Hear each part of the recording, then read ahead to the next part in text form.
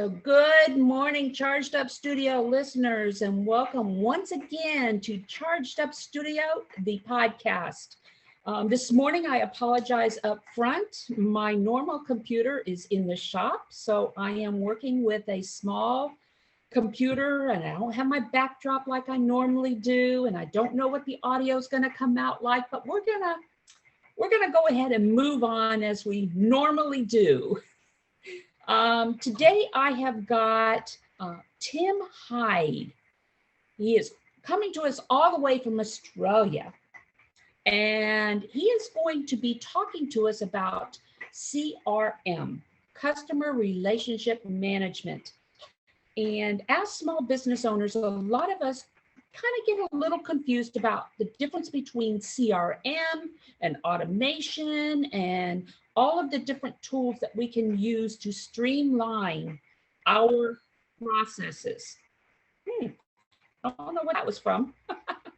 Streamline all of our processes. So let's go ahead and give a big Charged Up Studio welcome to Tim Hyde. Hey, Tim. Hey, Dana. It's absolutely brilliant to be here. Thank you so much for the opportunity to jump on and speak to everybody as well about a subject that I'm super passionate about. No, me too, but I'm not an expert at it like you are. Okay, so why don't you first of all give our audience a little bit of an overview of your background and how you got involved in the technology side of this business?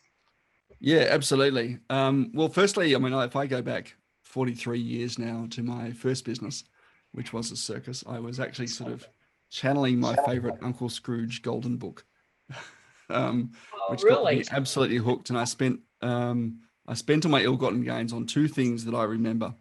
I spent it on a bag of 1 cent sweets. I think you guys call them sweets out in the US. And I ate all of those on the way home from school one day. So there's 100 1 cent sweets in this bag. And as a 6-year-old, I was a little bit hooked at that stage, possibly on the fact that I could spend money on sweets, and it was really good. It could have been the sugar high, not really sure. And the other thing I spent it on was a brass inlaid oak cigar box that I got from our local street markets. And that was my money pit that I put all my money into. So you started very early as an entrepreneur. I started very, very early, which is interesting because I don't come from an entrepreneurial family. Both of my parents were public servants. Mum was a teacher and Dad was an ag scientist, agricultural economist. And as far back as I know, no one in my family has been in business. So I'm definitely the black sheep of the family in that regard. But nobody in business except you? Nobody in business except for me and my wife, who's also okay, but that doesn't mean you're a black sheep. I would think you're a golden sheep. But anyway, so I did a whole bunch of different businesses. I think as we do, we have this interest in entrepreneurship. You know, we try different things as kids and teenagers, and we do, some interesting stuff. I learned a very valuable lesson about I don't need as many size 15 Ugg boots as size 10s and 9s and 8s and 7s. And so that was another lesson that I learned as a teenager. And then, like the dutiful eldest son, I went off to university, having not done particularly well at school. And the only thing that I could do at that stage was this thing called information technology, right? And we didn't really know what that was because at that stage, there was no internet, right? And I think as I was leaving university, the internet became a thing. And I was this IT guy, and I'd done IT and finance at uni, which was a very odd combination, and found myself writing code in government. And in government, wow. Yeah, for government. So I would do sort of business analysis. I would interrogate these databases to provide reports to our senior executive so that they could make kind of informed decisions.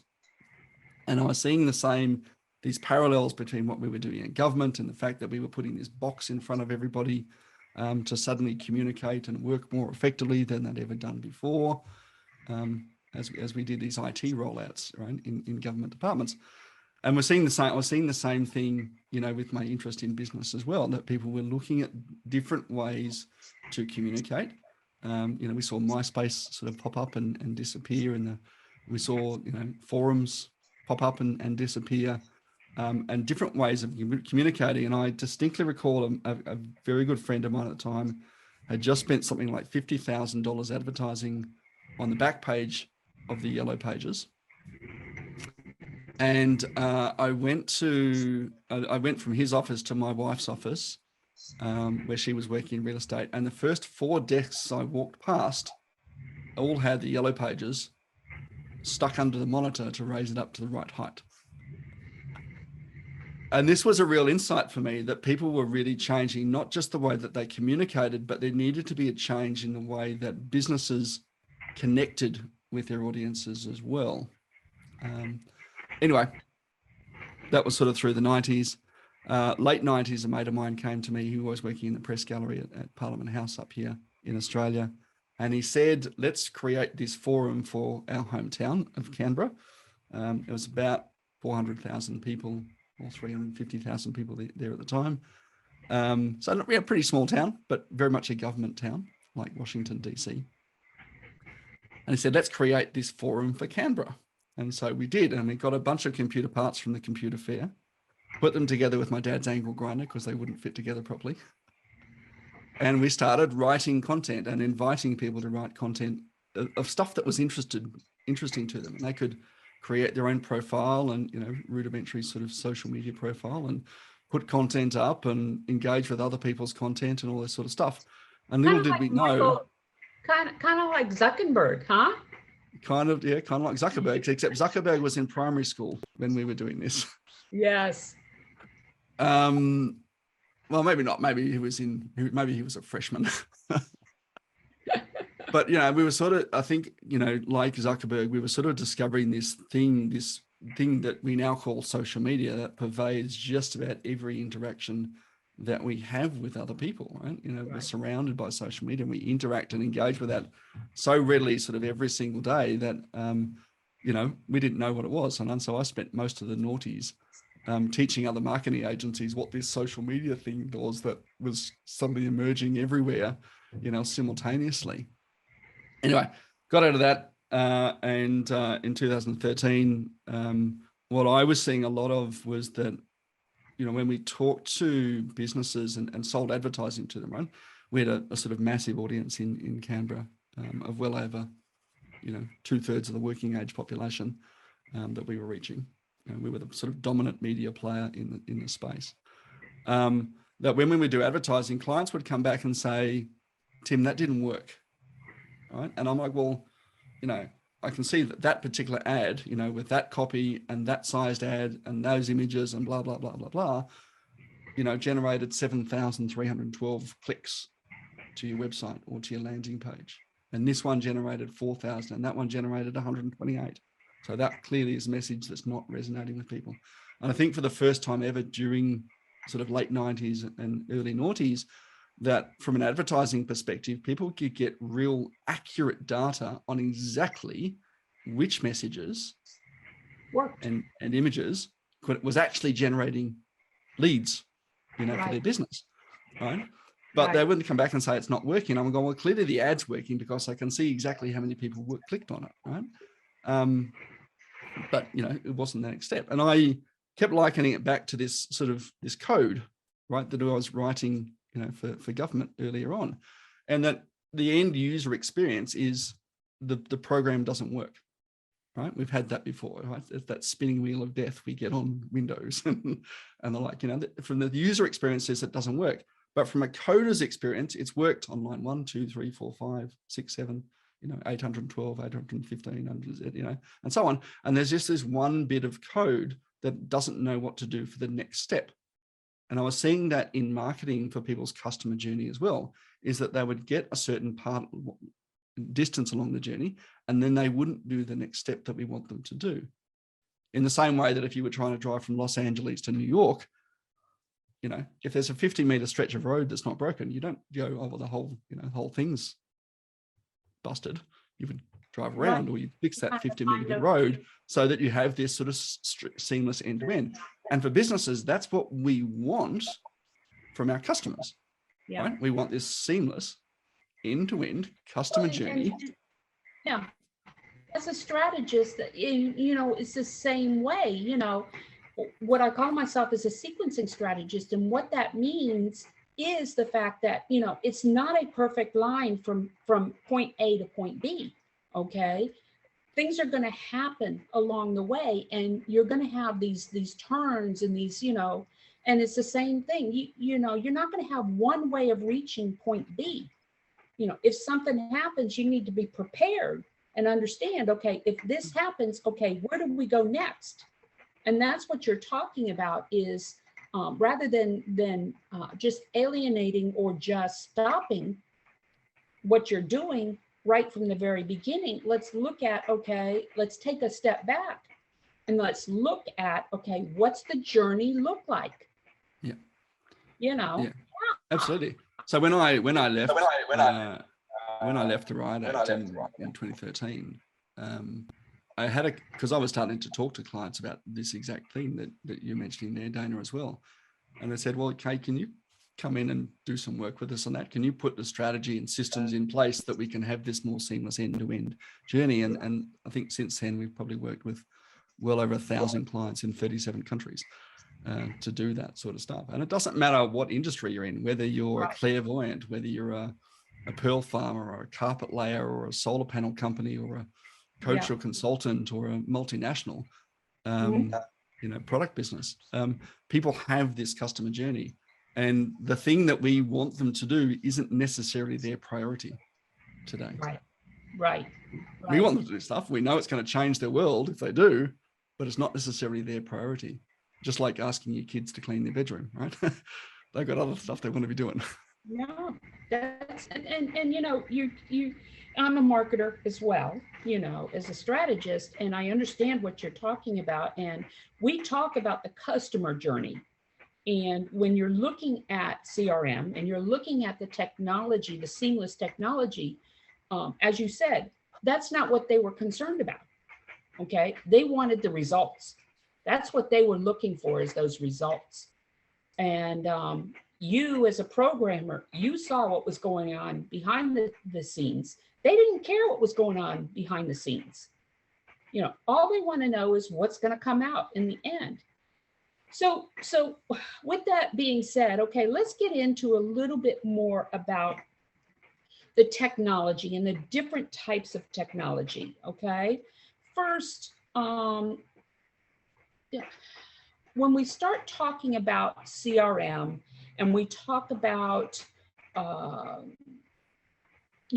automation and funnel development and things like that, let's talk about what the differences are between a basic CRM and one that automates and can actually develop. You know, give our listeners some insight a little bit. Yeah, absolutely. That's a great question, Dana. Yeah. So firstly, the conventional acronym CRM is for as you mentioned earlier, is for customer relationship management. So it's a bit of technology that allows you to record information about your customers. Now, I like to take that a bit further, and I like to challenge people to think of their CRM as not customer relationship management. I like to think of it as contact relationship management, right? Because we have relationships, and we know that relationships are the currency of business that we need to manage. Now, there's this really cool rule called Dunbar's number, developed by an anthropologist named Robin Dunbar, who says that we can only maintain 5 relationships. And she observed this in all sorts of populations of mammals and so on. We can only maintain 5 intimate relationships and 15 close relationships. After that, we start to get a little bit tenuous. Now, that's just a general rule. There's some people who are much better at that than others. But at a certain point, we can't remember deep enough enough information about people to maintain a level of intimacy that allows us to progress a relationship forward. So that's the first thing.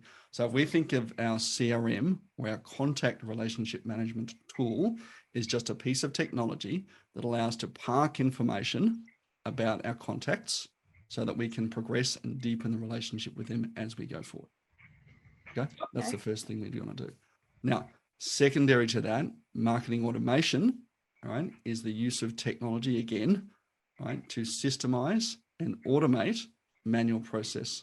Right now, I want to do a word of caution here. We don't want to appear robotic and impersonal.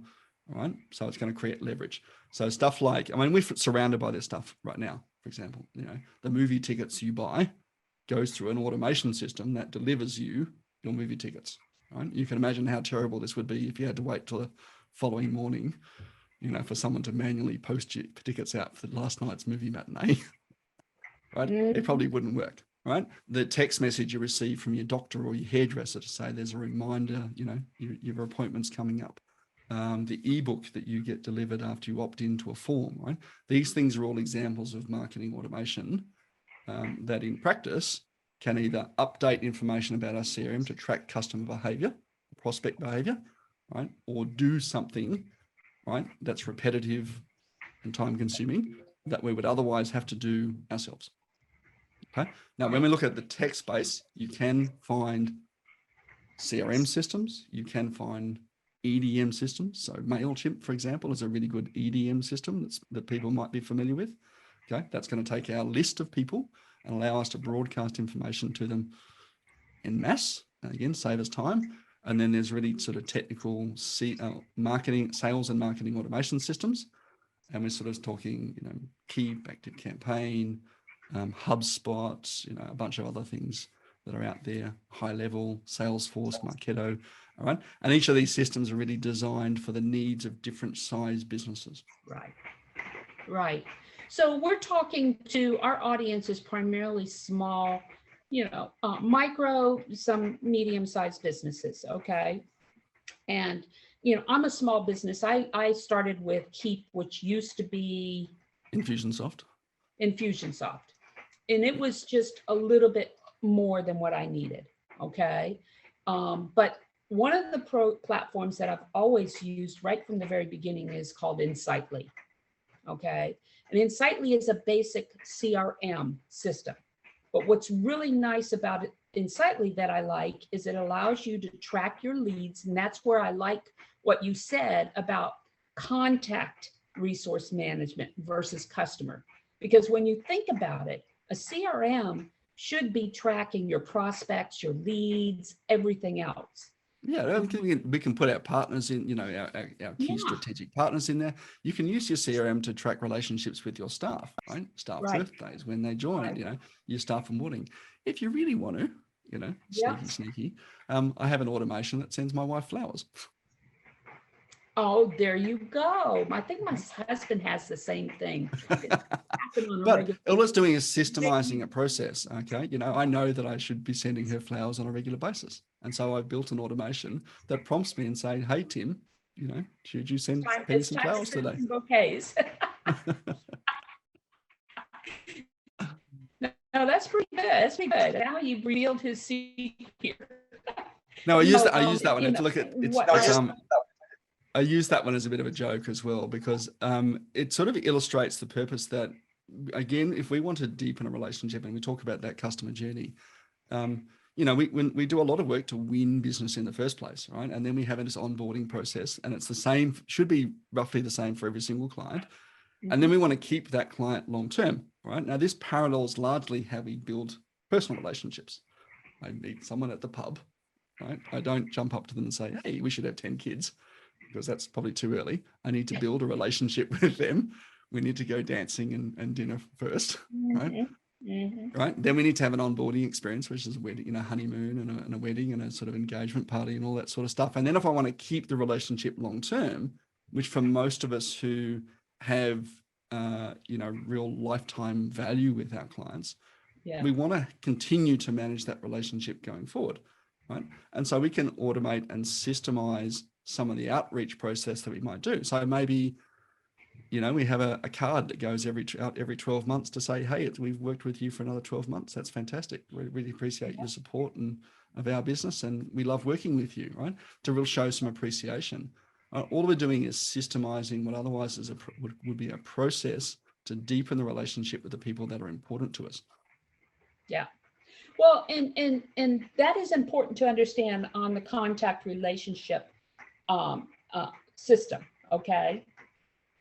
But the other thing to keep in mind is a CRM system is also a tool for you to track what's happening with your business, which is critical, okay?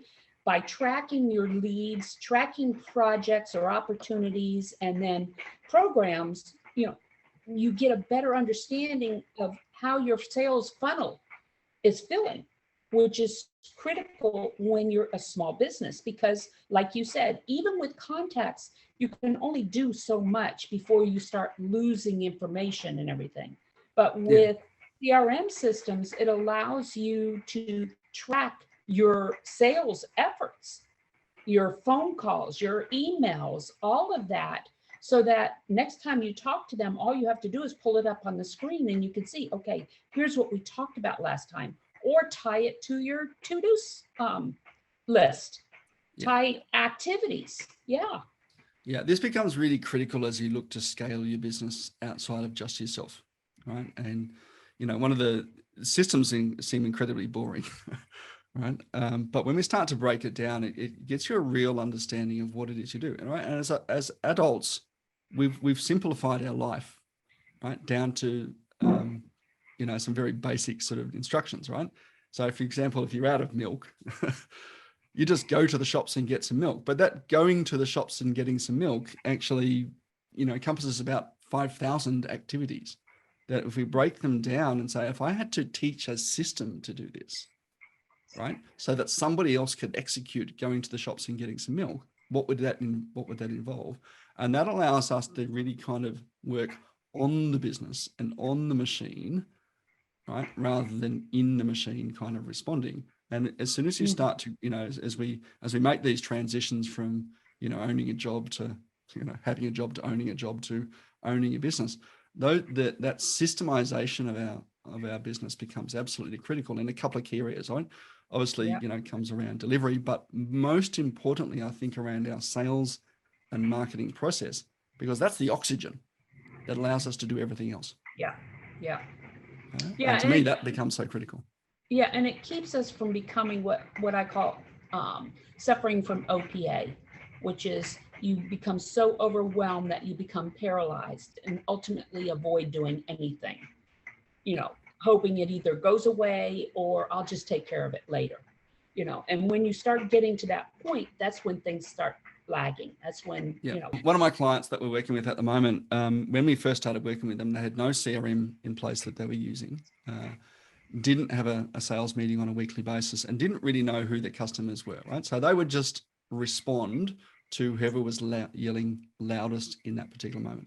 They'd send out proposals via email, and of course those emails would then get lost on page 17 of the inbox, because the owner's getting around 300 emails a day of interaction. So very easy to lose track of things. And I think that's the first benefit of a CRM system.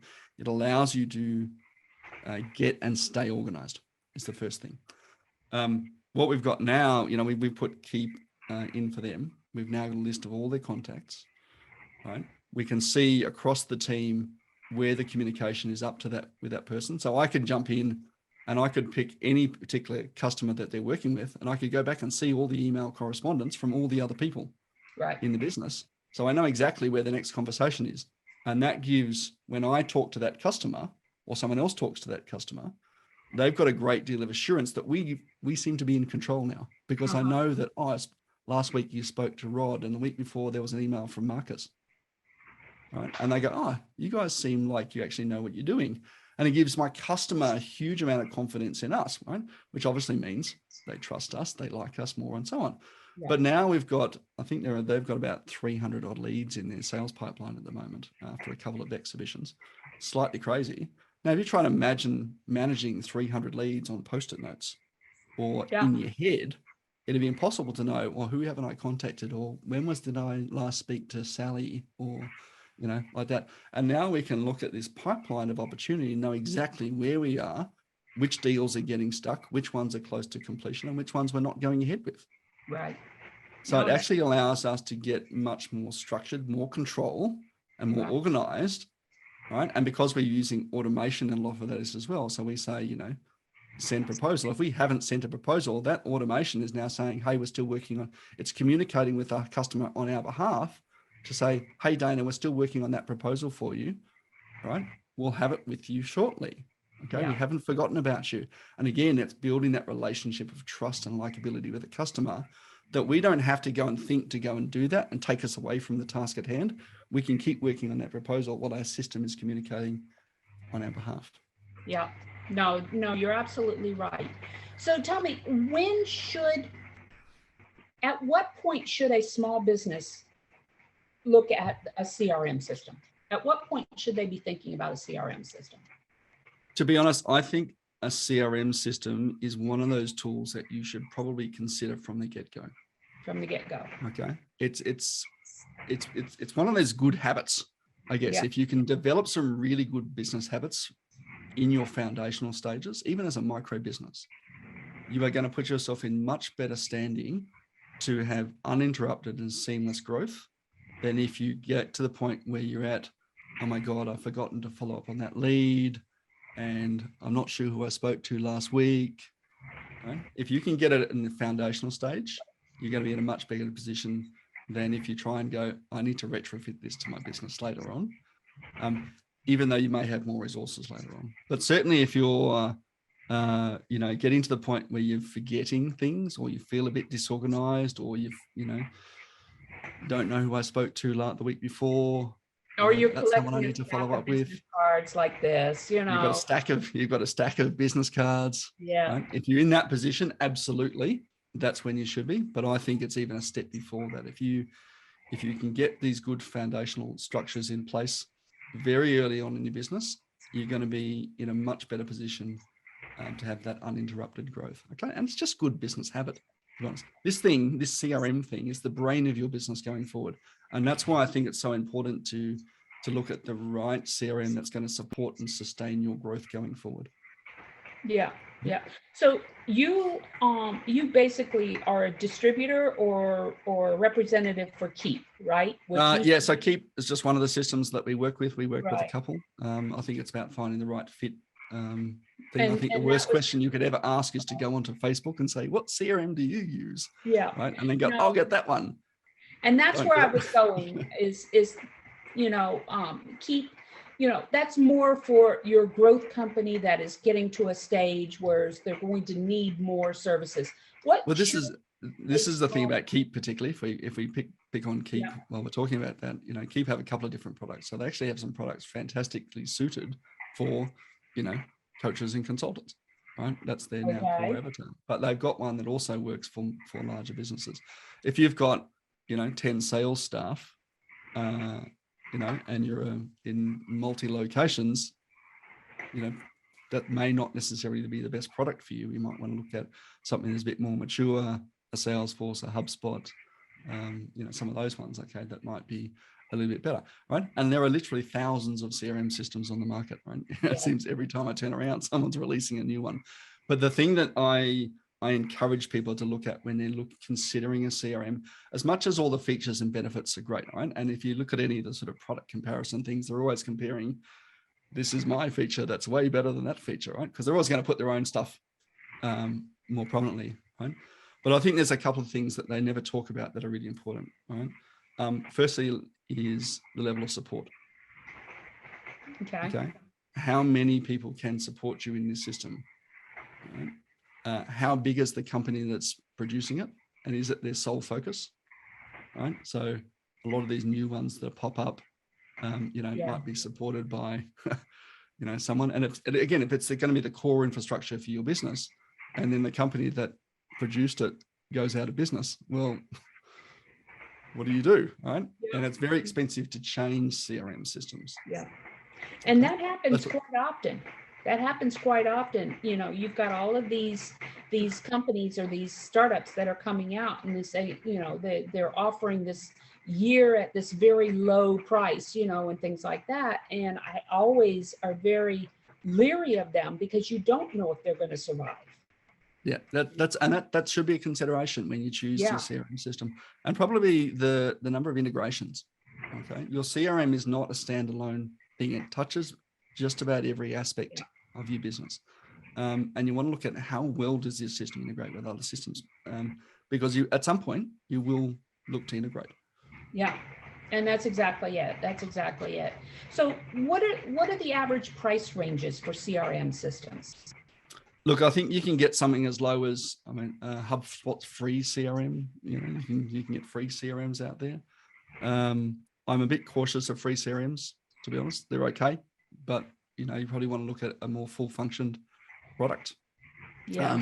I think you can expect, you know, as a sort of small business, you can probably expect to pay maybe, you know, $50 to $200 per month for your CRM system.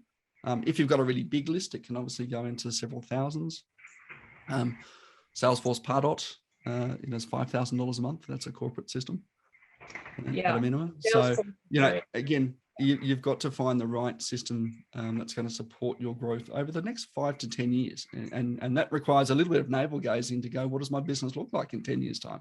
Where do I want it to be? And let's put in a system that supports our growth and gets us there. But I know a lot of people would say, oh my God, $100 a month. You know, if you're a micro business, going, well, $100 a month, that's so expensive. But I want you to think about, I think you should think about this, right? A good CRM and particularly a good marketing or sales and marketing system will save you hours of work every single week, right? And you've got to look at what your time is worth. Time versus money. That's what you have to look at, you know. Now, a lot of my clients, when I'm working with them, one of the questions when we start talking about CRM systems, you know, and we're planning, okay, it's a matter of, okay, where do we go? What's the steps that we go through in order to automate and fully systematize what we're doing? You know, we start with a CRM system. We get comfortable with that. And as you said, you want to make sure that it can integrate with other, you know, popular platforms out there. So would the next stage be, say, an automation system, something that can take that to the next stage? Yeah, I think the first thing is look at what are the functions that you're doing in your business that can be leveraged quite simply. Right? I think anyone who tries to start by automating everything is going to fail. Right? Because you just don't know what you don't know in your business. Yeah, you haven't decided what the systems are. Yeah, I mean, I've been doing this for 12 years now, and even my business is constantly evolving the automations that we use in our business. And I'm constantly thinking, oh, how can I create next, you know, that little bit of leverage? So we start with simple things. So it might be something around, you know, capturing appointment details, you know, from a calendar. It might be delivery of an ebook, right? It might be a simple reminder to reach out to key strategic partners on a regular basis. Okay, some really simple automations that we might have in our business. But we want to look at, again, the first thing is, let's look at our customer journey. Right? Might be a quote follow-up. Another one. Let's look at our customer journey. Let's map out where are the gaps in your customer journey, and those are the first use cases for where we want to systemize and automate. Yeah, no, definitely. And it's important to understand that customer journey is what's going to pay for that CRM system. You know, because ultimately what the goal is you want to attract people you know, like, and trust, and that can know, like, and trust you. And the way that you do that is by training them, or not necessarily training them, but making them feel comfortable that you appreciate what they do, you know, and that's where the CRM system comes in. And then, as you said, staying in touch with them, making it simplifying. I can tell you that I use Calendly for a lot of things, and I had Calendly for many years as far as scheduling, but it wasn't until I started the podcast that I started realizing how much that simplified my life, you know, in order to use this. So these are the kind of things that small business owners should be thinking about and planning into their strategy to start introducing this into the company, you know, as far as that's concerned. So what can our listeners do to automate their business? As you said, you just to start out automating is really kind of foolish because you don't know what those systems are. You don't know what you need to systematize. Yeah, absolutely. I mean, there is absolute ton of things that you can automate your business, you know, both from lead acquisition to, you know, conversion to retention, you know, sorts of things. And if you're interested, you can jump on my website at winmoreclients.com.au, and there's a resource tab there, which is, it's got an ebook of 25 things that you could download and automate in your business. And that's just that's just the tip of the iceberg. So if you're interested in grabbing that, go over and get it. But again, I think the thing is that let's look at the foundational things. Let's look at the things that take you a lot of time in your business that will get significant benefit. Right? You know, so if it's your calendar integration, right? So, you know, you're talking to people, you need to send them a calendar. We want to record some information about that appointment, and we're going to put that in your CRM, and then we're going to have a follow-up to say, looking forward to seeing you tomorrow, or build a form that says, we talked about this. Thanks very much. It was great to chat with you. And a follow-up. Again, we're looking at how do we deepen the relationship with the people that we're connecting with. Well, Right? If I'm sending a proposal, right? Can we build an automation that automatically follows up on that proposal until such time as they say yes? Once someone says yes to a proposal, can we automate the onboarding experience that introduces your account manager or sends them an email that says, thanks very much for your payment. This is what's going to happen from here, and starts to set expectations. You know, if you've got a product that you're selling, that the onboarding experience for that particular product will be the same for every single customer. Right. And so what we're looking at is saying, what is the thing that you do over and over and over again? That is a good use case for automation in your business. Well, and then just to use as an example, I mean, the podcast that you're on right now, you know, when we signed you up as a podcast guest, I immediately put you into my CRM system and into my automation system. You automatically got a letter or an email from me telling you what I needed from you, and then also the guest release form. It's the same thing, you know, rather than me having to do it, it's just a matter of putting your email address and your name into our system, you know, and then, you know, I do the no bid federal contracting accountability. It's the same thing, the onboarding process for that and getting them ready for the kickoff meeting. All of it's done automated, which makes it so much easier, you know, on me, because it would take a lot of time. Well, we've got another client we're working with again who you know produces, he sells accounting practices, and so what we've done with him, he has a form that prospective buyers fill out. They say, this is the form, and of course it's like one click. Here is the form. Go and fill it out for me. And what happens then is the information from that form is then passed into a DocuSign document, merged all the fields. That DocuSign document is then sent to the customer without him being involved at all. And literally he's just said yes, right? Now, rather than having to recreate the document for every single person who's interested in buying, right? We're using automation because it's the same process every single time. We're using automation to create this document that literally within 30 seconds of them filling out a form, they've got a personalized, right, merged field document that they can go sign here, sign here. And of course, as soon as they sign, the automation says, well, let's release the information memorandum and let's follow up if you haven't read it. And so, you know, literally he's you know, taken probably what would normally take an hour and a half to 2 hours for every single request that he gets, and condensed that down into literally 5 to 6 seconds worth of activity. Right? And when he puts a practice out for sale, he might get 20, 30, 40, 50 expressions of interest in this thing, right? So he's taken maybe 100 hours worth of work and condensed it down to like 2-3 hours, you know. Condensed it down into minutes. Yeah, no, definitely. We're coming up on the end of another episode of Charged Up Studio, and you know, this is something we could continue talking on and on about. And there's so many tools out there as small business and medium business owners that we could be utilizing. And, you know, this is just the tip of the iceberg that we could be talking about. But Tim, tell our audience how they can get a hold of you should they need to. Look, probably the best way to connect. Absolutely. Look me up on social media. I'm on Instagram. I'm on Facebook. I'm on LinkedIn. Tim Hyde or Win More Clients. You'll find me there. Luckily enough, there's not too many Tim Hydes. I think there's only 13 of them in the US, which is which is amazing. I did find this interesting website that told me how many of my people of me live in the United States. with my name. So that was interesting. But yeah, connect with me on social media, or just just connect through the website, winmoreclients.com.au/connect. You can find my social links on there as well.